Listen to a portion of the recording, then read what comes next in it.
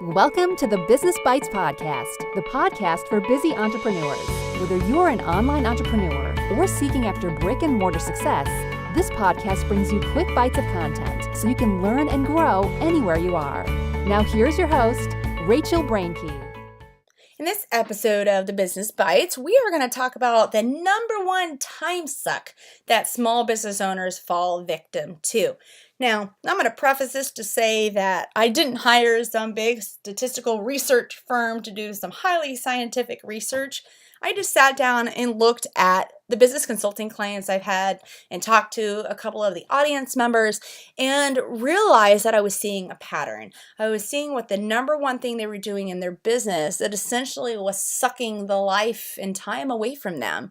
It's unfortunate because it's kind of deceitful. It masks itself as crucial and critical, and you kind of still have to do it, but not to the extent that it is. I'm going to get to you in a second of what exactly that I'm talking about. But I want you to think of it this way. What is something that is critical to sustain your life? Food, right? Food is something we absolutely cannot get around having. But you can also eat food that causes a negative impact on you. It could be the wrong type of food. You may be allergic. It could be high in calories. It may not be healthy for you. But on the flip side, if you don't have enough food, what's going to happen? Your body's going to break down. You're going to end up getting sick or worse. And so that's why this time suck is very hard to manage and get under control, because it is crucial to the health of our business, especially in this day and age. So what is it, Rachel? Managing or being on social media. That's not really surprising, and I'm not going to throw a lot of statistics at you guys about it. But just bottom line, managing social media or being the one to respond to social media comments or being even the one to initiate the social media post is probably more like social media is managing you than you are managing it. We've got notifications. We have the impulsivity to pick up the phone, the need to check on your ads, the desire to see what others are up to. And quite simply, my answer to you is put the daggone phone down. Put away social media. There's plugins and so forth out there that you guys can use to push you out of social media until you get certain things done. But for me, I'm obviously get a little bit more logical and self-regulating than utilizing one of those. Because even though I have the plug-in or the extension on my computer, I can still pick up my phone and access social media all I want.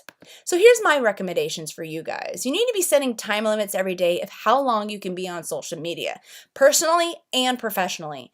And also what times a day and what you're actually going to do on it. That's the big thing. People will say, okay, I'm only going to spend 20 minutes on social media, but then they fart around the entire time. And next thing I know, it's an hour or two that they've sucked out of their day. But then when we're sitting in our consulting session, they're crying they don't have enough hours in their day to get things done, and that they wish they could expand their profit margin more. Well, this is one of those things that you can plug the leaks in your boat. And if you guys have no idea what I'm talking about with that phrase, I mention this a lot when I talk about budgeting. You can check episode 14, 6 budget areas small business owners forget to include, but I talk to the whole process of how to plug the leaks in your boat. But this is a time leak in your business that you can be plugging, because it's so easy to justify being on social media as a required task for your business.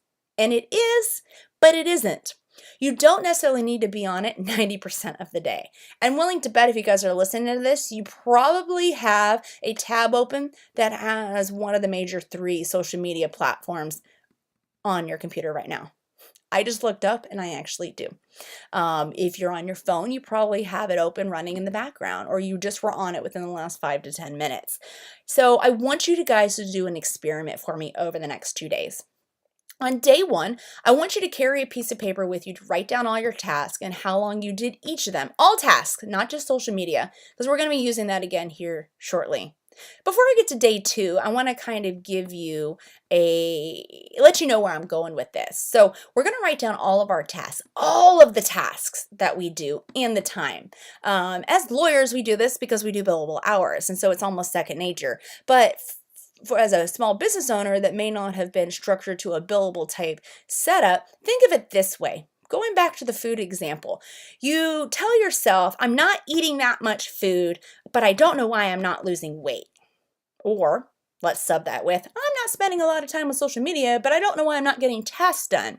When you get out MyFitnessPal or a piece of paper and you write down every piece of morsel of food that comes in your mouth, more than likely you're seeing that you're going to end up spending more time on social media or eating more food than you thought you were. And so that right there can be really, really shedding light on issues. So a lot of people don't even like to do day one because they can kind of see where it's going and they don't want to know.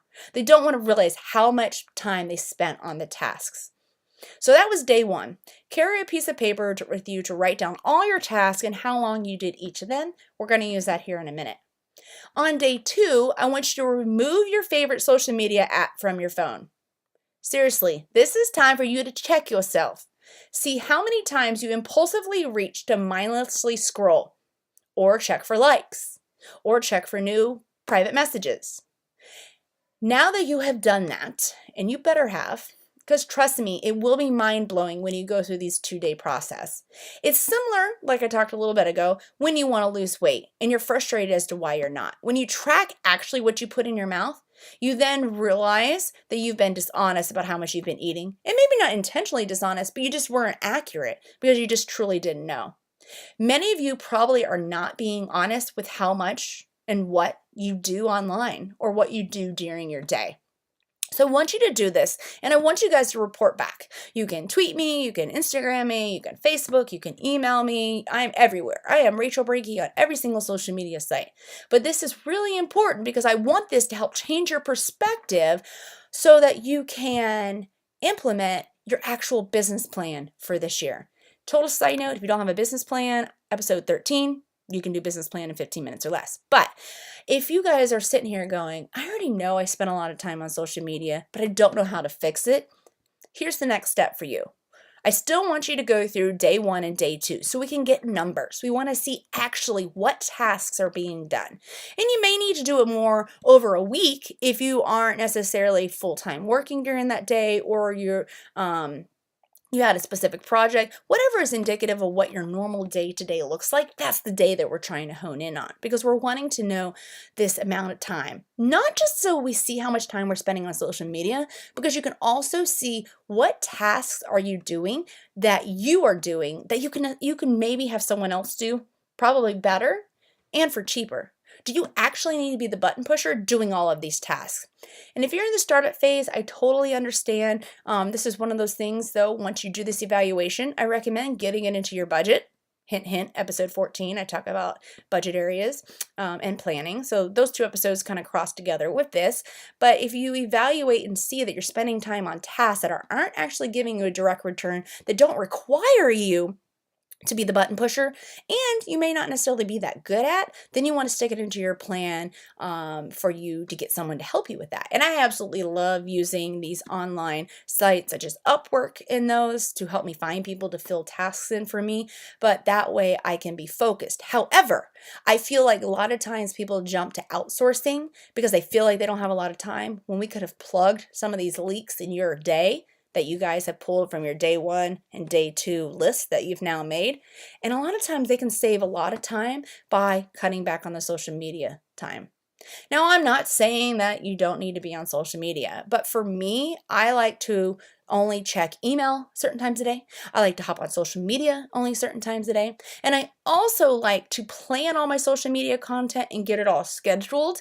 I try to do this at least the first of the quarter and plan for each quarter based on to parallel my business plan, but so that I'm not touching social media so much. If you can't do a quarter, you can definitely do monthly for that. And I go more into that in that episode 13 of business planning, kind of how I structure that, and talks a little bit at episode 9 of how to get more time. That teaches my system of how I batch create my content, and that includes my social media strategy. But the reason for that is I spend like one whole week of the quarter doing all my social media for the quarter so that when I log on, I'm not having to figure out what am I going to post, what am I going to do. I literally am having my 30-minute time block for whatever it is that I am going to get on social media that amount of time, and I'm going to do my responses. I'm going to engage with my audience, and I'm going to retweet some other influencers. I'm able to do all these other tasks that don't get done if I'm bogged down by content creation or just simply by screwing around on social media. So I strongly recommend that you guys check yourself, do the day 1, do the day 2, outline all of this, and make sure that you are not consuming your time with unhealthy engagement of social media. Make sure it's healthy, make sure it's balanced. That way the health of your business will be successful. Thanks for joining Rachel on this episode of the Business Bites. For show notes, a list of recommended tools, or referenced episodes, you can find them at businessbitespodcast.com. Until next time.